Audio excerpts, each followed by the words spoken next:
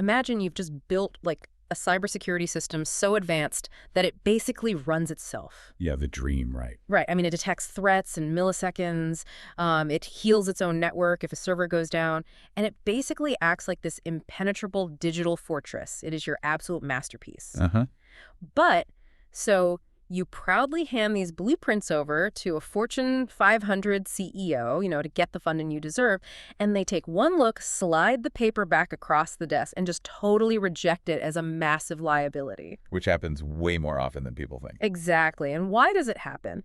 Because in this scenario, you decided to name your automated defense protocol something like autonomic sabotage, and your startup sequence is called, I don't know, the refiner's fire? Yeah, it's the ultimate paradox of the brilliant engineer, honestly. You have this incredibly high-level technical capability, but it's completely wrapped up in a language that, well, actively terrifies the exact people who need to buy into it. Right, and that counterintuitive scenario is pretty much the exact landscape we are stepping into today for this deep dive. Yeah, and the sources we're looking at today are, they're intense. Oh, very intense. We are talking about a massive stack of highly structured system logs, architectural blueprints, capability matrices, but, if you read between the lines, they read almost exactly like the diary of a master systems architect who is like systematically upgrading their own brain. It's a phenomenal operational pivot to witness.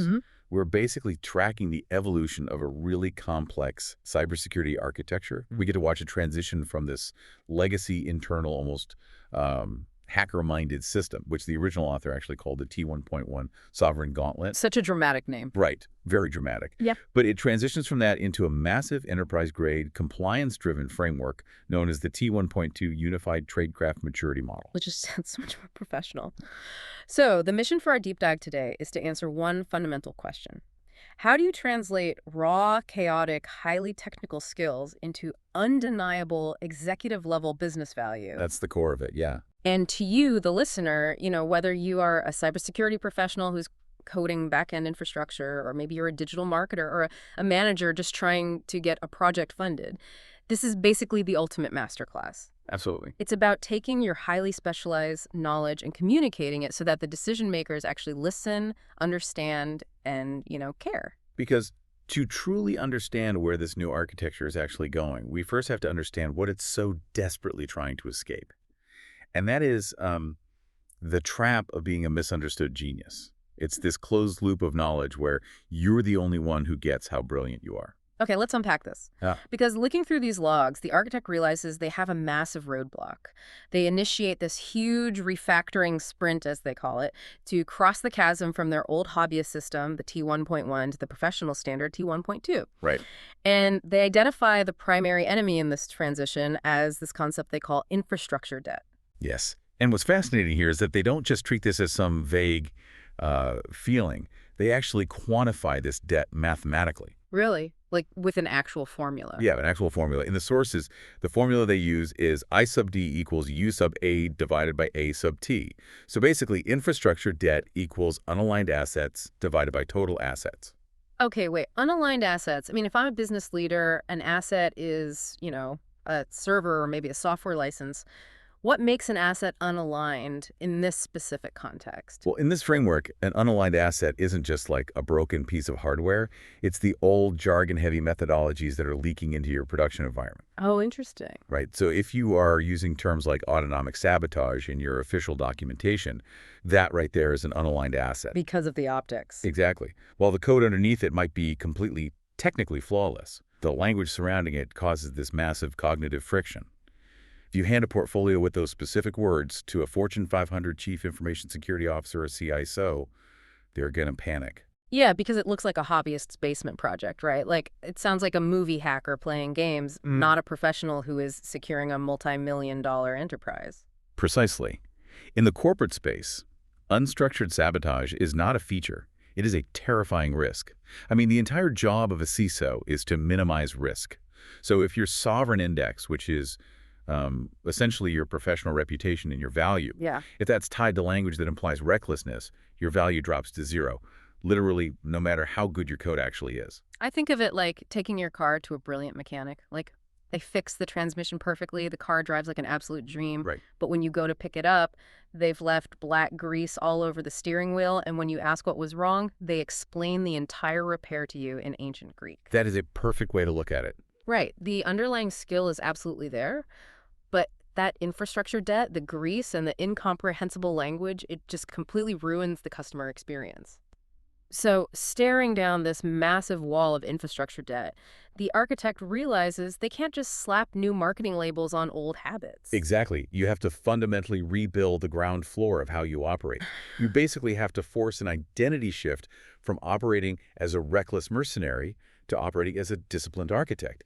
And the sources show that this whole process begins with the first two pillars of their new maturity model, which are IT and intelligence. Right. So if the problem is grease on the steering wheel, you can't even begin to clean it up if you don't know where your tools are. You need a cleaner garage. Exactly. You need a cleaner garage. So the architect looks at Pillar 1, which is T1IT, standing for IT Operations and Autonomics. And they mandate a complete shift away from shadow IT and this manual, patched-together home lab mentality. Yeah, they are moving to a declarative single source of truth, Right. or SSoT. And this is a really profound realization in the logs. They realize that documentation is the infrastructure. Documentation is the infrastructure. Yes, Right. the architect realizes that if your network isn't mapped to global governance standards, like IEC 27001 or NIST SP 853, it's just a hobby. Okay, let me stop you right there, because we just threw out some serious alphabet soup. Fair enough. Yeah. For anyone who is outside of, like, a compliance department, what do ISO 27401 and NIST actually do? Are they just fancy checklists to make auditors happy? Well, they often feel like checklists to the people filling them out, but fundamentally they are rigorous mathematical proofs for your network security. Proofs, like in geometry. Kind of, yeah. NIST, for example, it provides this standardized framework to identify, protect, detect, respond, and recover from threats. If you don't use a standard like that, you might have, a brilliant firewall, but you have absolutely no idea if you've actually protected the CEO's laptop or the HR database. Oh, I see. You can't mathematically protect an asset if you don't have a standardized way to prove it actually exists on your network in the first place. Okay, that makes total sense. And the ultimate goal of that first pillar is to create autonomic self-healing systems. So if a server goes down, the system just detects it and spins up a replacement automatically, driving the mean time to recovery to, well, near zero. Yes, exactly. And once that digital house is clean and structurally sound, they move up to the cognitive layer. How does the system actually think? And that's pillar 2, T2INT, which covers intelligence and pedigree. Right, the intelligence layer. Yeah.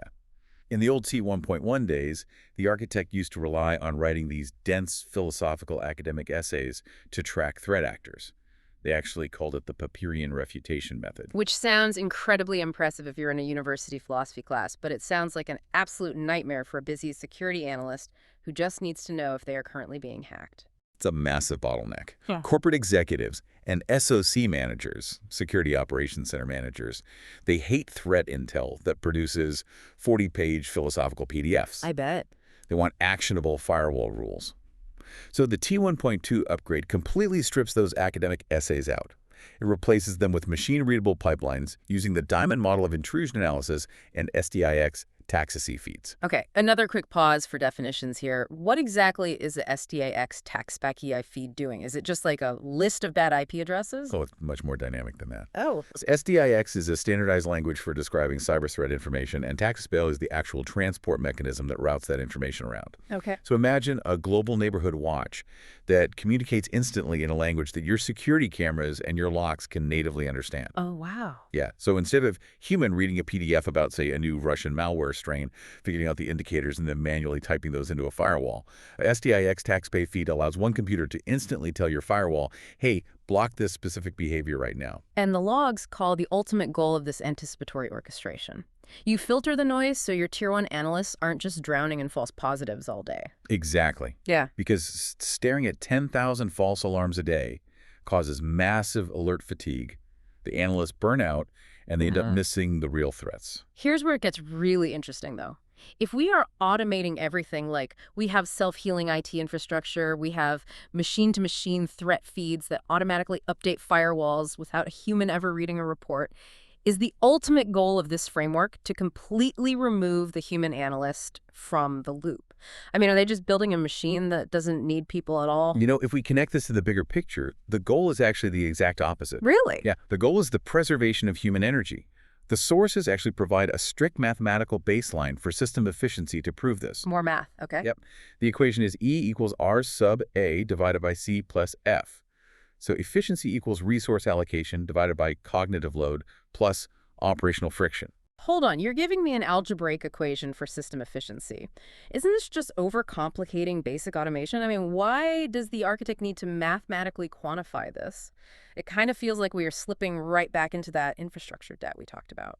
It's a great pushback, but the math is actually really necessary here because it forces a shift in how you value your engineers. Normally, businesses measure efficiency by, how many tickets an analyst closes in a day. Right, purely volume-based. Exactly. But this equation flips that. By using the single source of truth and those automated SDIX feeds, the system drastically reduces cognitive load, which is the C in the denominator, and operational friction, the F. Okay, so the machine is handling the repetitive stuff. Yes, the machine handles the repetitive high-friction data routing. And why? To protect the human's metabolic energy, you want pure, unexhausted cognitive bandwidth reserved for high-level strategic decision-making. What the military calls the ODA Loop Observe Orient Decide Act. You don't want your brightest minds doing manual administration. You want them hunting the adversaries that the machines actually miss. Okay, that makes a lot of sense. So the digital foundation is locked, the noise is filtered out, and the human energy is protected. But cyber threats don't always stay neatly contained inside a server rack, right? Unfortunately, no. Sometimes they bleed over into the real physical world. And that brings us to the next evolution of this architecture, which requires a completely different mindset. Yes, navigating physical reality. This is Pillar 3, T3 CCIP, which stands for Critical Infrastructure and Operational Technology, or OT. This is where the framework explicitly addresses kinetic liability. Kinetic liability, meaning like things actually moving, breaking, or stopping in the real world. A dam opening, a power grid shutting off. Exactly. The architect realizes that you cannot treat fragile OT systems, like a municipal water plant, a manufacturing assembly line, or a city's transit system like a standard IT web server. Because they're totally different beasts. Completely different. If you run a standard active vulnerability scan, like an Nmap sweep, on a 20-year-old programmable logic control, you won't just get an error message on a screen. You could literally crash the physical machinery. Wait, really? Why does a digital scam cause a physical machine to just crash? It's all because of how these legacy systems were built. An Nmap sweep basically sends a barrage of unexpected, kind of malformed data packets to a device just to see how it reacts. It's poking the device to find vulnerabilities. Okay. A modern IT server has plenty of memory. It just drops the weird packets and moves on. But a 20-year-old programmable logic controller, or PLC, running a physical water valve, it has almost no processing power. It was built in an era before cyber threats even existed. Oh, wow. So when it gets those weird packets, its tiny CPU just maxes out trying to read them, it freezes, and suddenly that physical water valve gets stuck open. Wow. Which is terrifying. So the stakes shift completely here. In traditional IT, the priority is almost always data confidentiality. Keep the secret safe. But in this physical OT space, the sources say the priority shifts to SRP, right? Safety, reliability, and productivity. Exactly. And to enforce that physical safety, the new blueprint mandates the Purdue Enterprise Reference Architecture, or PERA. Another framework. So what does the Purdue model actually do to stop that water valve from crashing? It strictly segments the IT network from the OT network. You have to build a barrier, basically an IT-OT DMZ. The rule is that data can flow up from the physical machine so you can monitor them, but commands cannot easily flow down. Okay, so it's a one-way street, basically. Essentially, yeah. And crucially, it mandates passive network anomaly detection. You listen to the network traffic, sort of like a doctor with a stethoscope, without ever injecting a single active packet that could disrupt a mechanical process. That makes perfect sense. You just can't poke the fragile machines. Exactly. But, to test all of these physical and digital defenses we've built, you actually need an offense. You have to simulate the bad guys to see if your defenses actually work. And that's Pillar 4, T4, Attack, Adversary Emulation. But here again, the logs show the architect running face first into the infrastructure debt of their old system. The legacy tech sounded like, well, a reckless mercenary out for blood. Autonomic sabotage. Right, which, as we established earlier, makes a CISO's blood run completely cold. You do not want the word sabotage anywhere near a fragile water valve. Definitely not. So the transition mathematically purges the sabotage lexicon. It replaces it with disciplined, continuous controls validation. It maps every single offensive move perfectly to the Lockheed Martin cyber kill chain and the MITRE ATT&CK frameworks.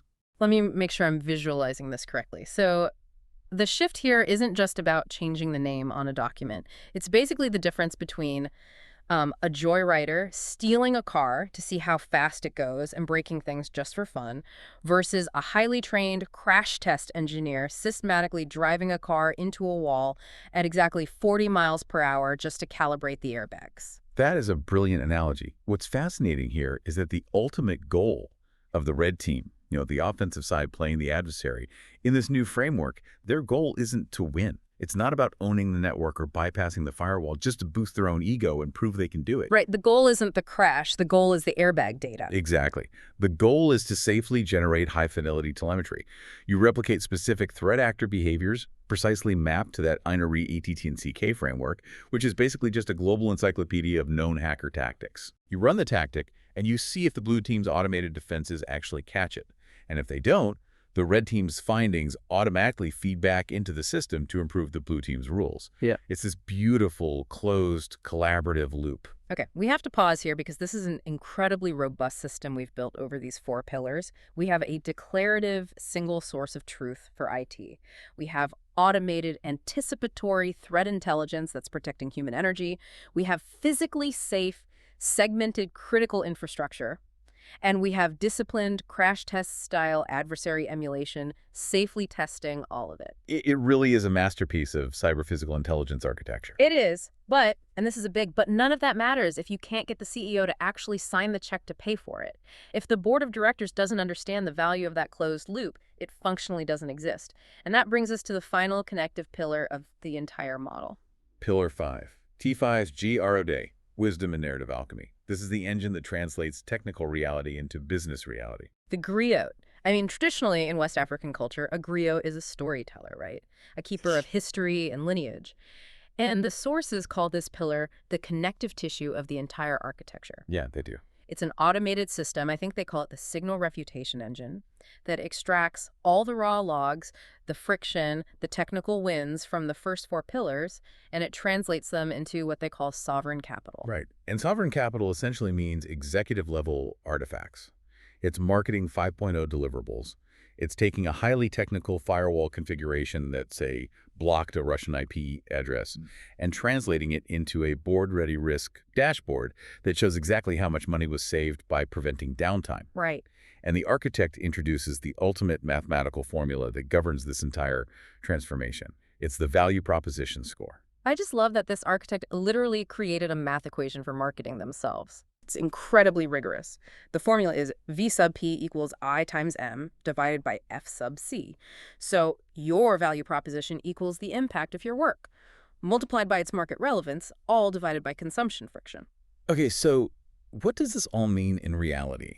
Because if I'm a deeply technical engineer listening to this, I might be rolling my eyes a little bit. Is marketing 5.0 and this whole V sub P formula just corporate PR speak for dumbing it down?